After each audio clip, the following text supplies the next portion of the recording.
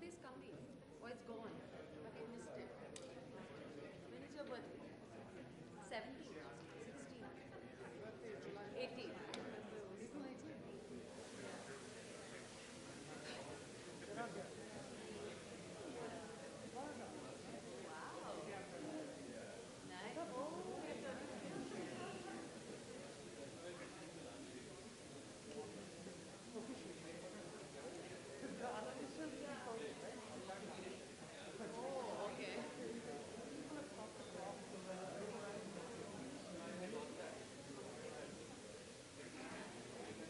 Kids are also coming or your sister?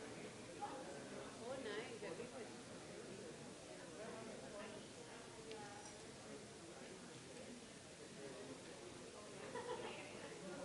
Pretty hot here. Would you like it?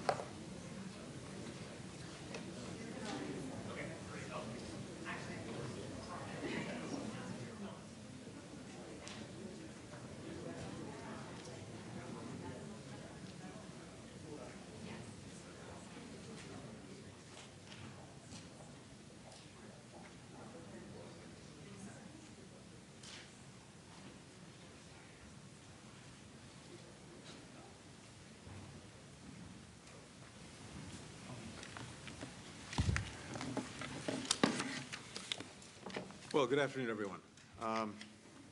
Foreign Minister Jaishankar, Defense Minister Singh, I am delighted to join my friend, the Secretary of Defense, Lloyd Austin, in welcoming you to Washington, and especially grateful for the chance to return the incredibly warm hospitality that you showed me when I visited New Delhi in July.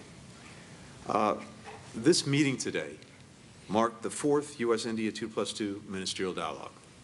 It built upon the productive meeting last September between Prime Minister Modi and President Biden, as well as the conversation that they had by video today, and on the strong partnership our two countries have developed across nearly 75 years of diplomatic relations. As the world's largest democracy and oldest democracy, we work together every day to deliver opportunity, security, freedom, and dignity to our peoples. We're working closely to combat the COVID-19 pandemic. Scientists and institutions across our countries are developing and producing safe and effective COVID-19 vaccines together. We're working through the Quad Vaccine Partnership with our colleagues in Australia and Japan to make these vaccines available throughout the Indo-Pacific. As of today, Quad partners have collectively provided more than 500 million vaccine doses. We're rapidly expanding production to make more at the Biological E facility in India. We're standing together for our shared commitment to uphold a free, rules-based international order that safeguards sovereignty, territorial integrity, and independence. Today, we reaffirmed our commitment to promoting regional stability, the rule of law, the peaceful resolution of disputes, and to expanding our strategic partnership with ASEAN. Russia's war against Ukraine is an attack on Ukraine's people. It's also an attack on that rules-based order that we both adhere to and defend. The United States will continue to increase our support to the government and people of Ukraine and call on other nations to do the same, just as we call on all nations to condemn Moscow's increasingly brutal actions. Russia's aggression stands in stark contrast to the vision that the United States and India share for a free and open Indo-Pacific. And Russia's actions are having a profound impact not just in Europe and in Ukraine, but around the world. For example, causing food insecurity and rising prices. Ukraine's farmers have been forced to flee or to fight as Russian troops intentionally destroy farmland and equipment and prevent Ukraine from exporting their wheat through Black Sea ports. Our countries are working together to try to bring more food to world markets as well as to the World Food Program. And the United States is also focused on securing more funding for the World Food Program and the UN Food and Agriculture Organization, and producing more fertilizer so that we can help others sustain crop yields in the future. We also discussed our goal of driving inclusive economic growth, both for our countries and across the region. India and the United States already trade to the tune of more than $150 billion each year. But we're deepening that relationship by restarting the U.S. India Commercial Dialogue and the U.S. India CEO Forum later this year, where our private sector partners can offer recommendations to strengthen even more our trade and investment relationship. In the video meeting that they held earlier today, Prime Minister Modi welcomed President Biden's Indo-Pacific Economic Framework Initiative. It can allow us to increase our collaboration across more issues, including digital trade, supply chain resilience, infrastructure, and tax policy. And our countries are working together to tackle the climate crisis. The United States is supporting India's ambitious COP26 clean energy commitments by investing in renewable energy projects and mobilizing private sector financing. We also share a commitment to our democratic values, such as protecting human rights. We regularly engage with our Indian partners on these shared values, and to that end, we're monitoring some recent concerning developments in India, including a rise in human rights abuses by some government, police, and prison officials. In addition to all of these critical issues, I'm pleased that we're increasing cooperation in a number of other key areas, which we focused on today. We're deepening our defense ties, which I know Secretary Austin will speak to. We're expanding our cooperation on development around the world, particularly in Asia and Africa, by working together to carry out disaster relief as well as clean energy and climate-smart agricultural projects. And we're increasing people-to-people ties, which are really at the heart of the entire relationship. We're very lucky in the United States to be home to some 4 million Indian Americans, as well as 200,000 Indians studying in our universities. We have a working group on education and skill training that we formed today that will increase that number by bringing institutions in the United States and India together to develop new joint research and exchange programs. We look forward to welcoming more Indian students and scholars into our communities. We're focusing, among other things, on STEM education. I think this is an area of tremendous potential going forward.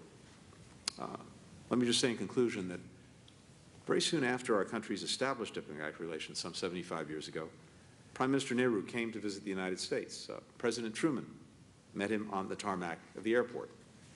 And Prime Minister Nehru noted the importance of the moment, saying, and I quote, "I trust that these two republics of the Western world and the Eastern world will find many ways of working together in friendly and fruitful cooperation to our mutual advantage and for the good of humanity." So, for nearly 75 years, we've done just that. And I'm grateful to our partners for making it possible for that friendly and fruitful cooperation to continue and to deepen. And with that, I hand it over to Foreign Minister Jaishankar. Or are we going to Lloyd? Sorry, let me go to Lloyd first. Thanks, Secretary of Defense. Well, Secretary Blinken, Minister Singh, Minister Jaishankar, it's great to be here with you for this fourth U.S. India 2+2 Ministerial Dialogue. As my friend Secretary Blinken has rightly noted, we're meeting at an important moment in our partnership. It's been nearly 2 decades since we signed our first bilateral defense framework, and our partnership has grown immensely ever since. Today's meeting shows that we're working together to build one of the most consequential partnerships of our time. We've made important commitments today that will drive technological innovation and cooperation in emerging defense domains, including space and cyberspace. For example, we're committed to launching new defense space exchanges later this year between our Space Command and India's Defense Space Agency. And I'm pleased to announce that just a few moments ago, we signed a bilateral space situational awareness arrangement. And this will support greater information sharing and cooperation in space. We're also deepening our cooperation in cyberspace, including through training and exercises later this year. And we're expanding our information sharing partnership across all warfighting domains. And meanwhile, our defense trade and technology cooperation continues to grow. We recently concluded an agreement to work together on air-launched unmanned aerial vehicles through our Defense Technology and Trade Initiative. And today we agreed to launch new supply chain cooperation measures that will let us more swiftly support each other's priority defense requirements. India continues to acquire key U.S. defense platforms, and that is forging important new ties between our defense industrial bases. We're doing all this because the United States supports India as a defense industry leader in the Indo-Pacific and a net provider of security in the region. And we all understand the challenges that we face there. The People's Republic of China is seeking to refashion the region and the international system more broadly in ways that serve its interests. And so I'm pleased that we've identified new opportunities to extend the operational reach of our militaries and to coordinate more closely together across the expanse of the Indo-Pacific. We welcome the Indian Navy's decision to join the Combined Maritime Forces Bahrain. And we've also committed to more high-end exercises together. Last summer, the Theodore Roosevelt Carrier Strike Group conducted the first ever combined anti-submarine warfare and air exercise with the Indian Navy and Air Force. And we're looking forward to more of this sort of cooperation as we expand the scope and the complexity of Tiger Triumph, which is our annual major tri-service exercise. And finally, we made commitments today to reinforce our ties with like-minded countries, including Japan, Australia, and our European allies and partners. Take, for example, the Quad's newly launched Humanitarian Assistance and Disaster Relief Mechanism, which will bring together our defense and civilian disaster relief agencies to ensure that the Indo-Pacific is better prepared for future crises. Now, as two of the world's largest democracies, the United States and India are linked by more than our common interests. We're bound by our shared values and commitments, including ensuring that the Indo-Pacific stays on a path defined by the rule of law and freedom of the seas and respect for territorial integrity of sovereign states. Today's 2+2 ministerial reflects our deep commitment to maintaining open channels of communication on a range of challenging issues. As strategic threats converge, especially following Russia's invasion of Ukraine, it is more important than ever that we stand together to defend our shared values and to preserve the international rules-based order. And so I believe that the investments that we've made together today will help to ensure that our shared vision of a secure, open, and prosperous Indo-Pacific region thrives in the decades ahead. Ministers, thank you for your partnership and for your leadership as we work together to build that future. It's great to have you with us, here with us, so thank you very much. And now to Minister Singh. Yeah. Secretary Austin, Secretary Blinken, Dr. Jaishankar ji, members of press, ladies and gentlemen.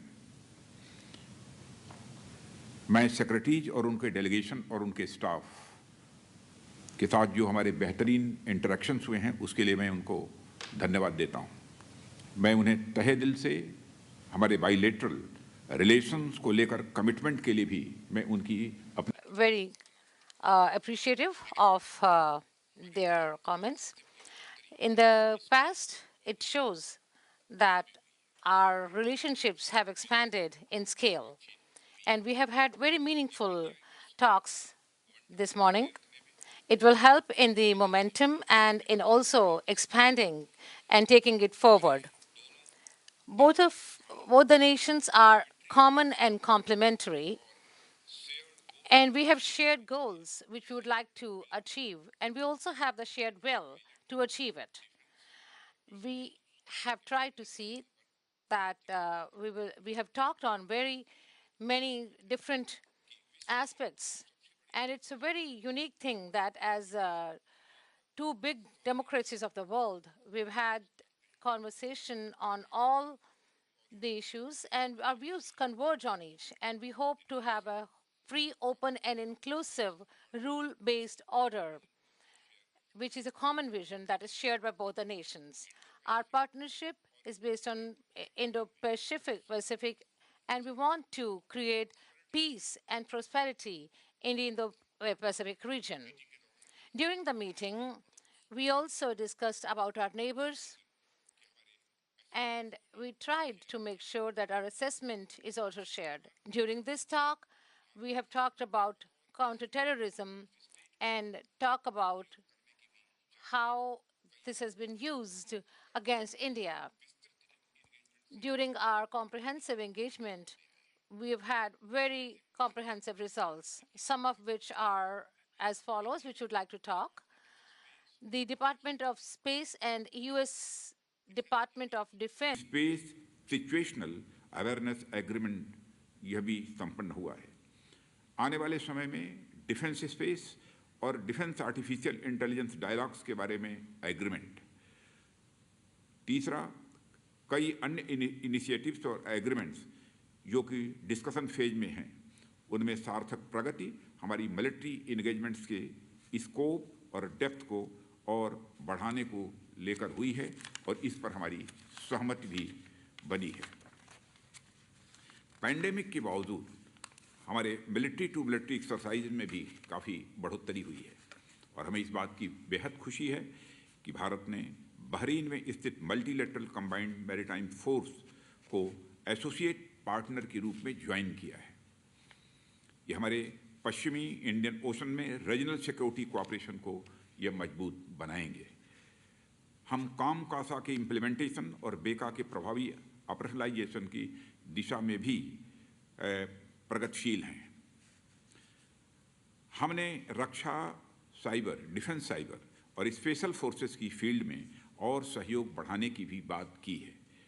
हमने लिमोआ और HADR के अंतर्गत joint exercise में logistics cooperation के scope को expand करने के लिए भी बात की है। हम दोनों पक्ष हमारी स्पेशल ऑपरेशंस फोर्सेस के क्लोजर इंगेजमेंट की दिशा में भी आगे बढ़ने के प्रति पूरी तरह से आश्वस्त हैं। हमने defence trade and technology initiative में स्पीडी डिसीजन और प्रोजेक्ट इम्प्लीमेंटेशन के लिए प्रोसेस और प्रोक्योरमेंट्स रिव्यू करने का भी निर्णय किया है। मैंने अमेरिकन कंपनीज को डिफेंस, एरोस्पेस और make for India and the world program के लिए भी आमंत्रित किया है। हम यूएस कंपनीज के साथ को डेवलपमेंट और को प्रोडक्शन प्रपोज करते हैं। हमने यूएस डिफेंस कंपनीज को यूपी और तमिलनाडु के डिफेंस इंडस्ट्रियल कॉरिडोर में और इन्वेस्ट करने के लिए भी अनुरोध किया है। पैंडेमिक के मुश्किल समय में यूनाइटेड स्टेट्स की सरकार ने हमें काफ़ी सहयोग दिया था। हम इस अवसर पर अपनी डीप एप्रिसिएशन को भी व्यक्त करते हैं, और इस सिलसिले में सेक्रेटरी ऑस्टिन और सेक्रेटरी ब्लिंकन की लीडरशिप को भी हम धन्यवाद देते हैं। आज की डिफेंस बाइलेटरल मीटिंग एवं 2+2 मीटिंग भारत और यूएस के बीच स्ट्रेटेजिक डिफेंस एंगेजमेंट को मजबूत करने के लिए बहुत ही महत्वपूर्ण है, और ये हमें और एरियाज ऑफ म्यूचुअल इंटरेस्ट के साथ में बेहतर काम करने के लिए और समर्थ बनाएगा।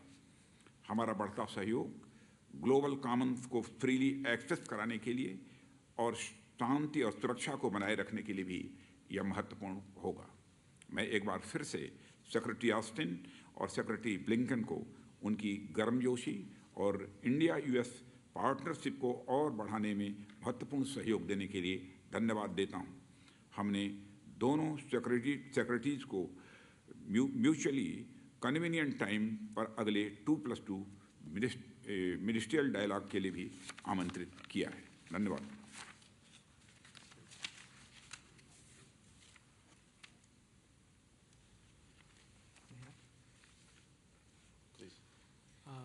Secretary Blinken, Secretary Austin, Defense Minister Rajnath Singh ji, ladies and gentlemen.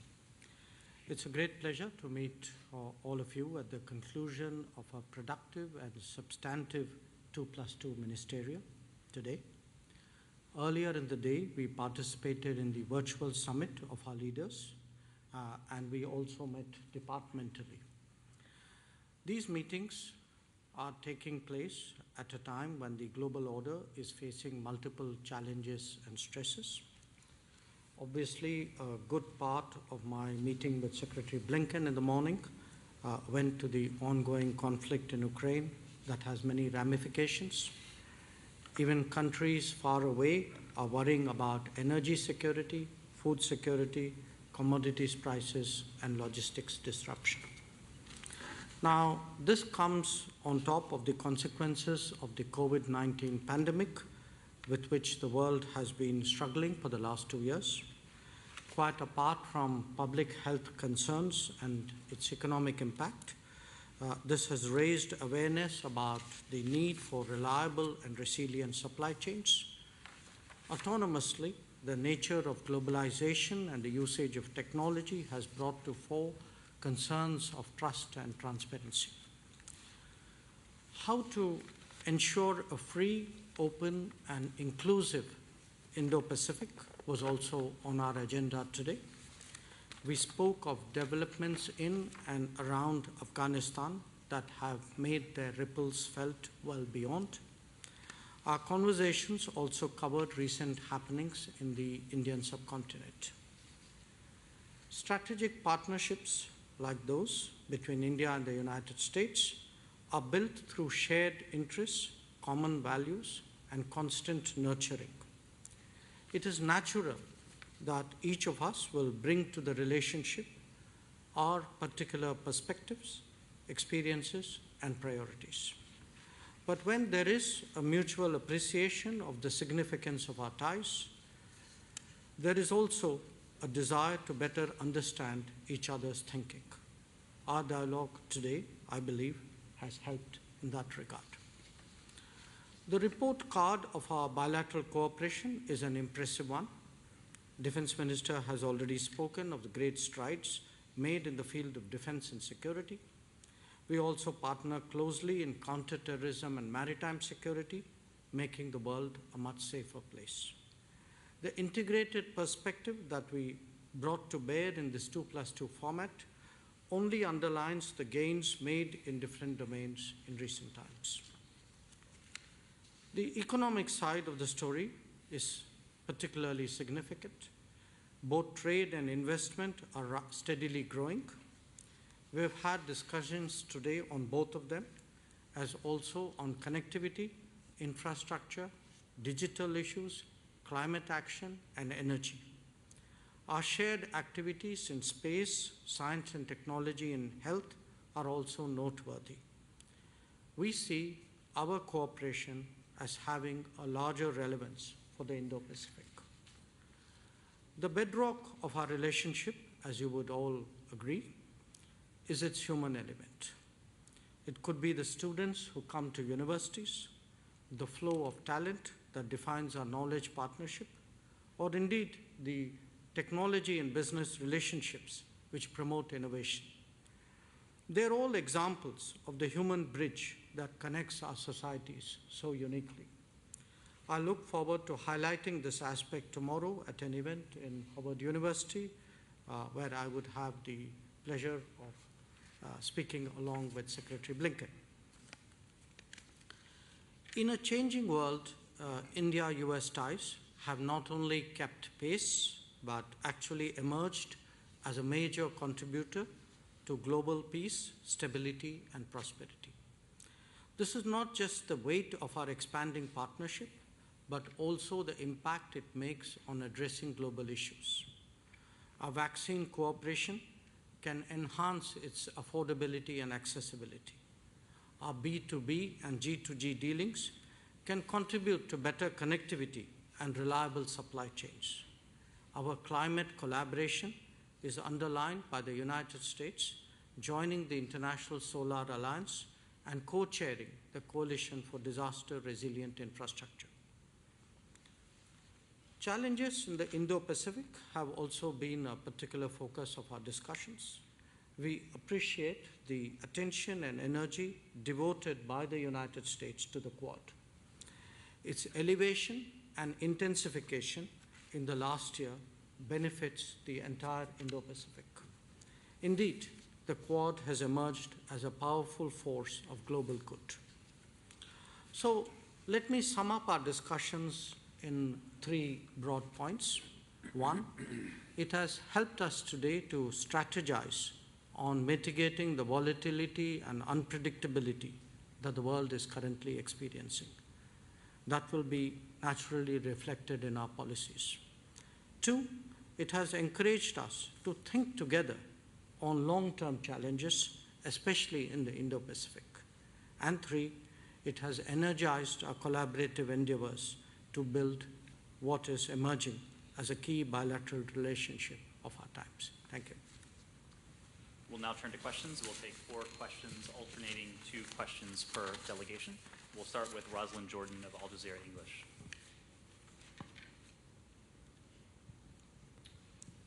Ministers, secretaries, thank you. Keeping in mind that all 4 of you have talked about the deep friendship and alliance between the U.S. and India, I have several questions. First, for Secretary Blinken, isn't it problematic that after 48 days of war that India has yet to condemn Russia's invasion? What more can the U.S. do to persuade India to make what some would argue is a symbolic step, but still a critical one? And there are a number of reports suggesting that Moscow and Delhi are trying to work out some sort of currency exchange for future energy purchases. Did you tell Secretary Jaishankar that these could risk violations of not just current sanctions, but also risk violating CAATSA? Secretary Austin, this is a larger policy question. Has the U.S. missed an opportunity in the past 17 years since the beginning of this strategic partnership to replace Moscow as Delhi's choice for weapons, for military materiel, not just the training and the robust partnership that we see in the military sphere? And finally, for the ministers Jaishankar and Singh, why not condemn Russia's invasion? Wouldn't this best reflect India's foreign policy goals and international standing? And what is the leverage that the Indian government has to persuade Vladimir Putin that the carnage that we are seeing every day simply must not stop, that it's not helping the Ukrainian people, and that it's not helping the Russian people? Thank you so much. Thank you. I'm happy to start. I applaud the multi-part, multi-person question. A few things. First, I should note, before getting into the specifics of the question, that Prime Minister Modi, President Biden had a very warm and productive conversation today in their virtual summit. Covered a lot of ground, including some of the things that we mentioned: COVID-19, climate, strengthening the global economy, free and open Indo-Pacific that we both aspire to. On Russia-Ukraine, they talked about ways of mitigating the profound impact that this is having on global food supplies and prices, commodity markets, and working together to achieve that. I would note, India has made very strong statements in New York at the UN, the minister before the Indian Parliament, condemning the killing of civilians in Ukraine, calling for an independent investigation of these atrocities. And I would also note that India is providing significant humanitarian assistance to the people of Ukraine, notably medicines, which are very necessary and in real demand. India has to make its own decisions about how it approaches this challenge. We, as a general proposition, are consulting with all of our allies and partners on the consequences of Putin's war, the atrocities being committed against the people of Ukraine. In our judgment, it is important that all countries, especially those with leverage, press Putin to end the war. And it's also important that democracies stand together and speak with one voice to defend the values that we share. And we do share profoundly the values of freedom, openness, independence, sovereignty, and those values need to apply everywhere. India's relationship with Russia was developed over decades at a time when the United States was not able to be a partner to India. Times have changed. Today, we are able and willing to be a partner of choice with India across virtually every realm: commerce, technology, education, and security. And that was very much the nature of the conversation that we had today. When it comes to oil purchases, sanctions, et cetera, I just note that there are carve-outs for energy purchases. Of course, we're encouraging countries not to purchase additional energy supplies from Russia. Every country is differently situated, has different needs, requirements, but we're looking to allies and partners not to increase their purchases of Russian energy. Well, thanks, Roz. Regarding missed opportunities, of course, I can't say much about policy decisions that were made before my time. But what I can tell you is that President Biden truly values strong alliances and partnerships, like the one that we have with India. And that's really what today is all about. It's about taking a strong relationship and making it even stronger, and working on those things that create interoperability and allow us to work together to promote the things that all of us have talked about. The issue of values is central to this relationship, and we'll continue to work to strengthen what's a very strong relationship, and so that we don't miss any opportunities going forward. So, thanks. I think I probably answer for both of us. First of all, thank you for the advice and suggestions in your question. I prefer to do it my way and articulate it my way. Now, as Secretary Blinken has pointed out, we have made a number of statements which outline our position in the UN, in our parliament, and in other forums. And briefly, what those positions state is that we are against the conflict, we are for dialogue and diplomacy, we are for urgent cessation of violence, and we are prepared to contribute in whatever way to these objectives. I noticed you refer to oil purchases. If you are looking at energy purchases from Russia, I would suggest that your attention should be focused on Europe, which probably we do buy some energy which is necessary for our energy security. But I suspect, looking at the figures, probably our total purchases for the month would be less than what Europe does in an afternoon. So you might want to think about it. We'll turn to Lalit Jha, Press Trust of India.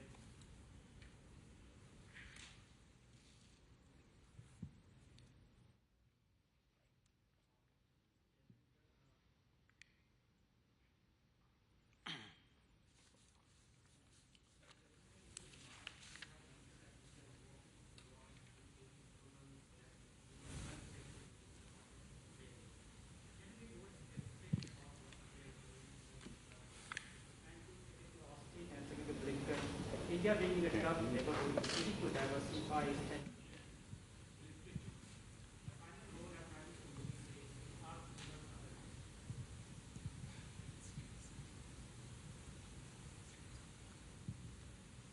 Do I need to repeat? Okay. Mr. Jaishankar, in your remarks, my second question is to Secretary Blinken and Secretary Austin. India, being in a tough neighborhood, is seeking to diversify its energy and military needs.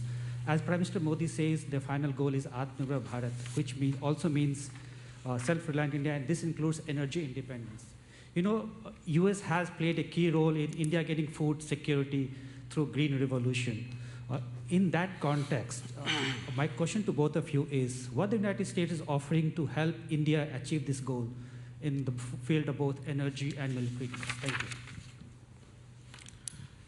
So if I could respond to the first question, what are we doing to mitigate volatility and unpredictability that the world is currently experiencing? Well, let me start, there are a number of things which are happening in the world. Let me start with the Ukraine situation.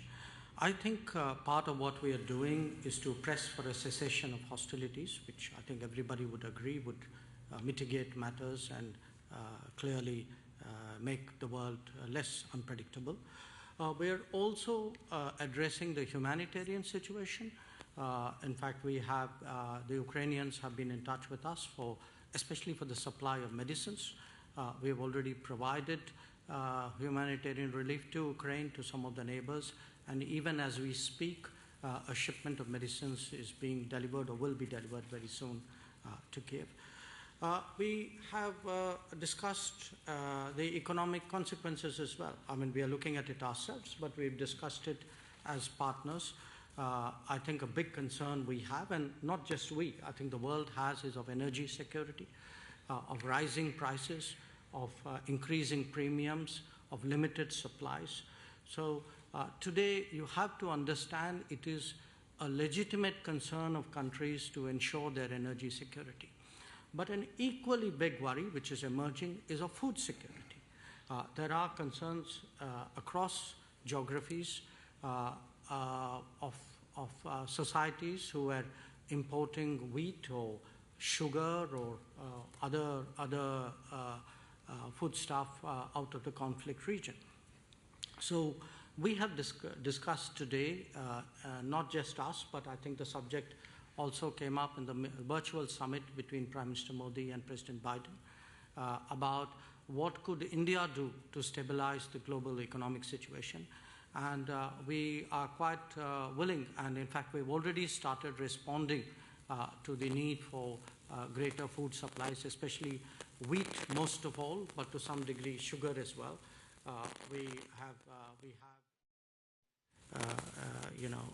At this moment, a number of countries are discussing with us the possibility of greater food supplies, including the World Food Programme. So that's the Ukraine part of the global situation. But that's not the only problem that we face. I think the COVID has also left us with a lot of uncertainties and a lot of challenges to be addressed.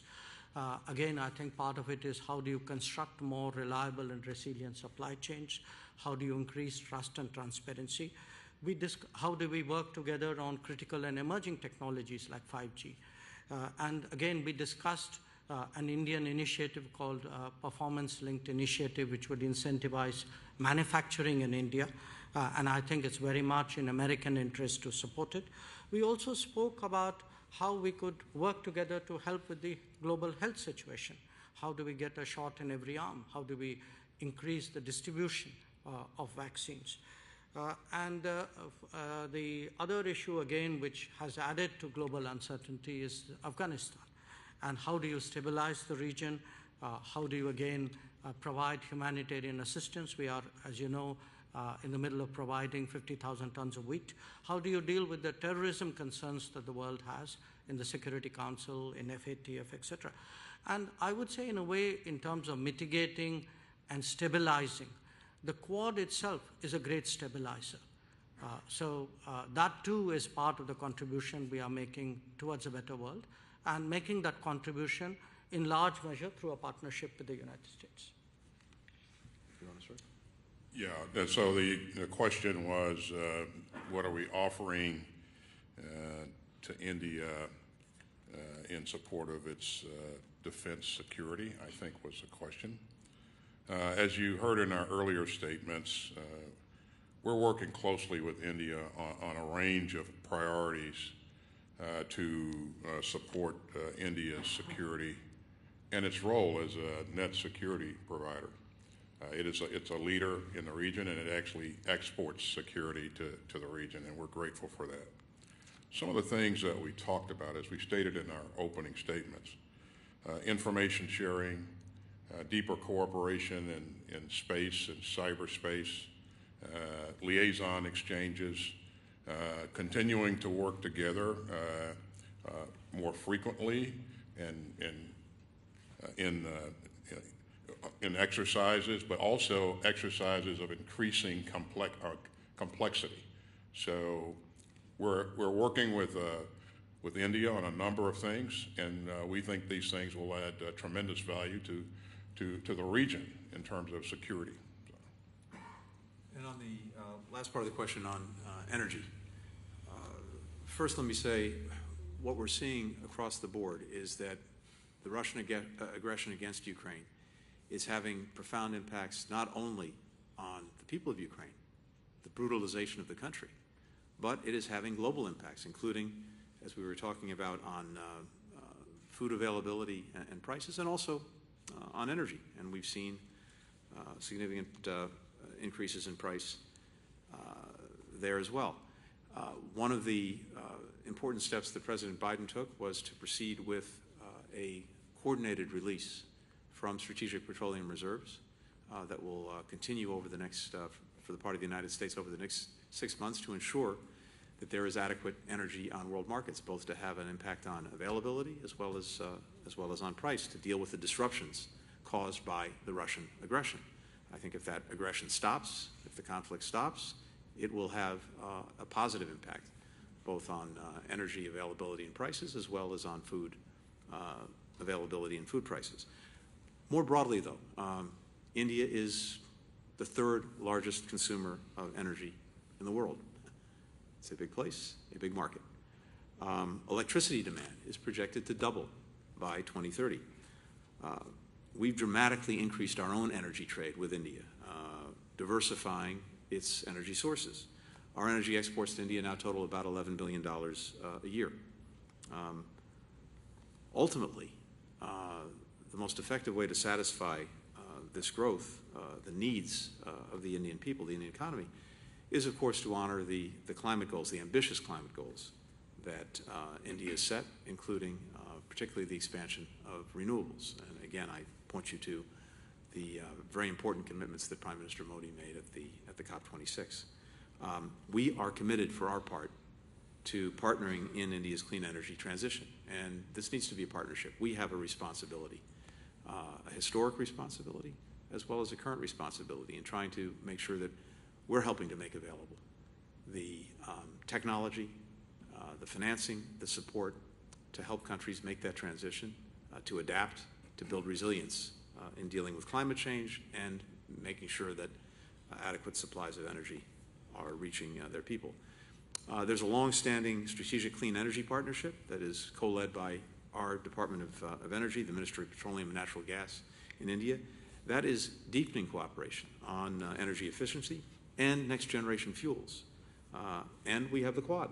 We've got a working group on climate that's partnering on green shipping corridors and on green technology.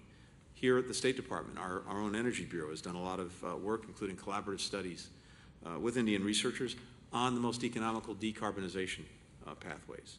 And finally, I just note our Development Finance Corporation just announced a $500 million loan to First Solar, which will produce solar panel modules in southern India, furthering climate goals, diversifying solar supply chains. So in all these ways and more, we are working both to deal with the impact of the Russian aggression on energy, but much more broadly with this combination of helping India meet its energy needs while advancing together the vital climate agenda that we share. Of Nikkei. Thank you very much for taking my question. To Secretary Blinken, India plans to deploy S-400 missile defense system did you discuss this topic with your Indian counterpart today? Do you rule out the possibility of sanctioning India for its acquisition of S-400? To Secretary Austin, India is trying to diversify its procurement of military equipment and weapons by reducing reliance on Russia and purchasing more from other countries, including the United States. I'm wondering what steps the Biden administration will take to help India accelerate the diversification effort. Is it an option for the United States to provide a financial assistance to India to make U.S. systems more affordable? To Indian Foreign Minister Jaishankar, Russia has more and more aligned with China diplomatically, economically, and militarily. How much are you concerned about their alignment in terms of India's national security? With that concern, do you think India has to reduce reliance on Russia economically and militarily as soon as possible? Thank you. I'm happy to start. So let me start by saying that we continue to urge all countries to avoid major new transactions for Russian weapon systems, particularly in light of what Russia is doing to Ukraine. We've not yet made a determination regarding potential sanctions or potential waivers under the CATSA law. But to come back to something I said a few moments ago, there is, of course, a long history and a long relationship between India and Russia, including when it comes to military equipment. That relationship took hold many years ago at a time when, as I said, we were not able to be a partner to India. And again, as I said, we are now both able and willing to be such a partner, to be a security partner of choice for India. That's one of the areas that we discussed in some detail today.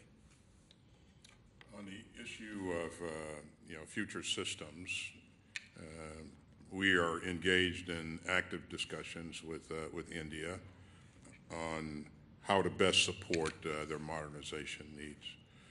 And again, as we look at the future, we want to make sure that we maintain the ability to operate together. And so we look forward to those continued discussions.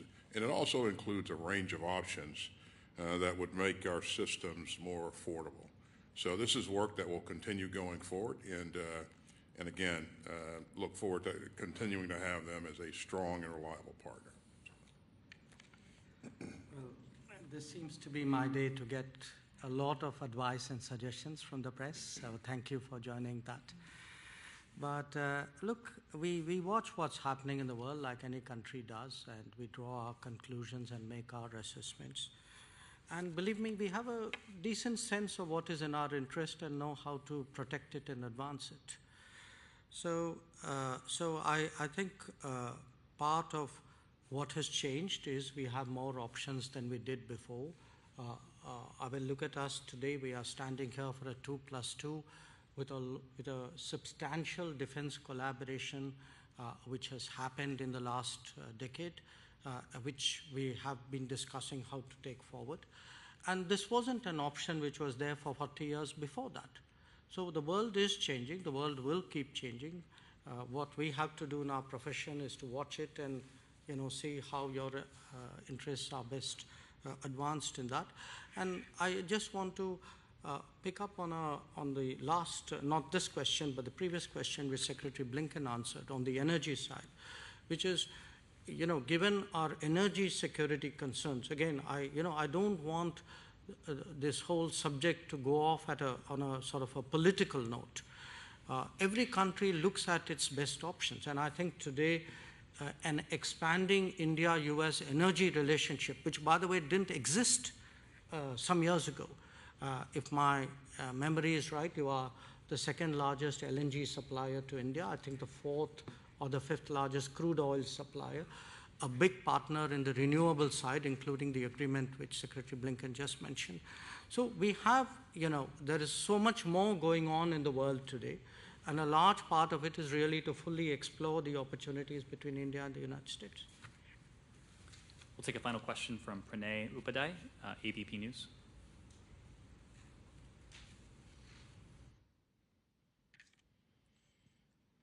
Hello, Ministers.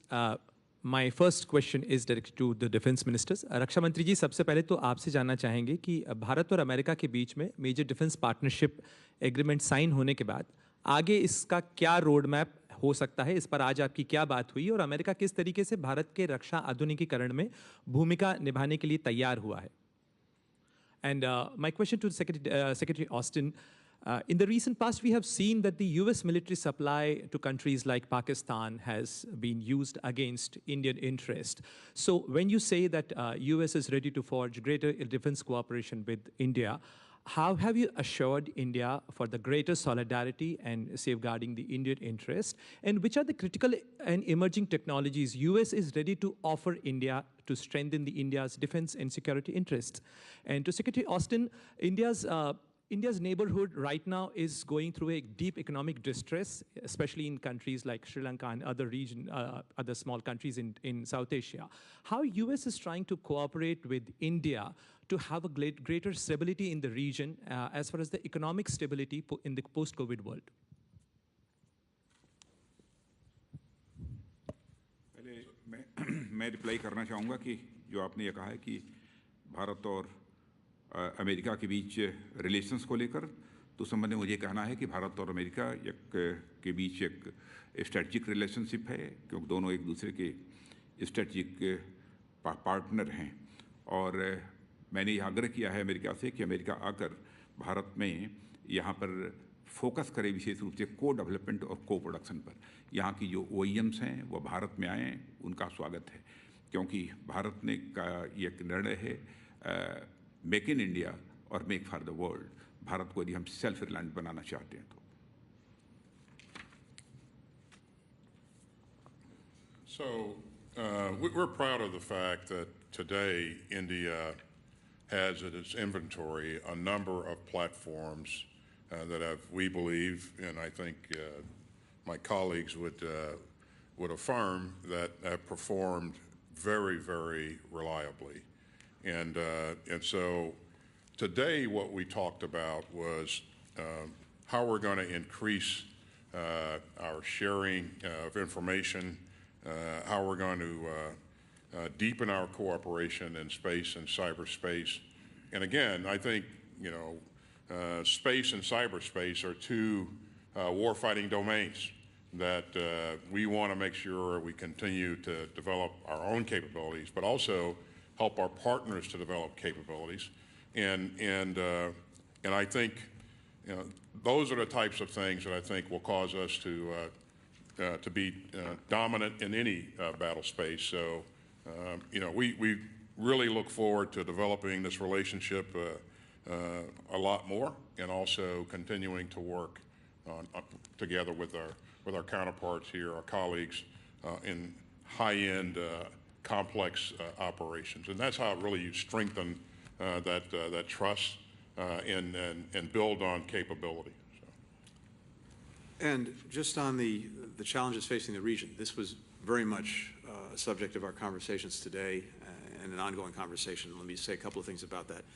First, we are trying to deal together with a number of the immediate crises that countries are facing around the world, but including in the Indo-Pacific, including some of India's closest neighbors. When it comes to COVID-19, we've been working through the Quad partnership to effectively deliver hundreds of millions of doses of vaccine. We're now deepening our work to make sure that we're getting shots into arms, that we're supporting healthcare workers, and that we are building strong supply chains, both for the immediate challenge and going forward.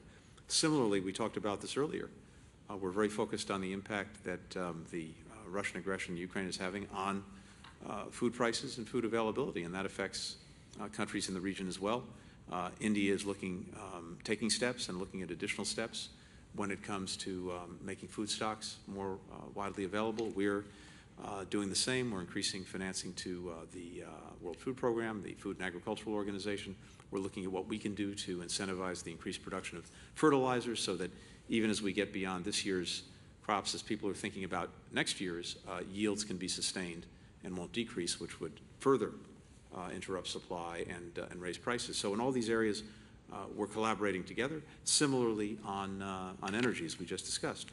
More broadly, one of the things that we're talking about is an initiative that President Biden will launch in the weeks ahead, the Indo-Pacific Economic Framework. And there, working together with countries in the region, we can have a very positive effect and very positive impact on things like building supply chain resilience in ways that actually benefit the economies of countries in the region, on infrastructure investment, which is so needed and so critical, where India and the United States can work together, on making available green technology as part of that effort, building out global health security and the necessary infrastructure that goes with that, working together on digital trade, which is increasingly a part of the lives of people in all of our countries and has tremendous potential, including in a number of these neighboring countries. So in all these ways and more, we are working not only individually, but increasingly we're working together to make sure that some of the benefits of the changing economy can be brought to these countries, as well as helping them to deal with many of the challenges that we're facing. Thank you, Your Excellencies. This concludes the press availability. Thank you.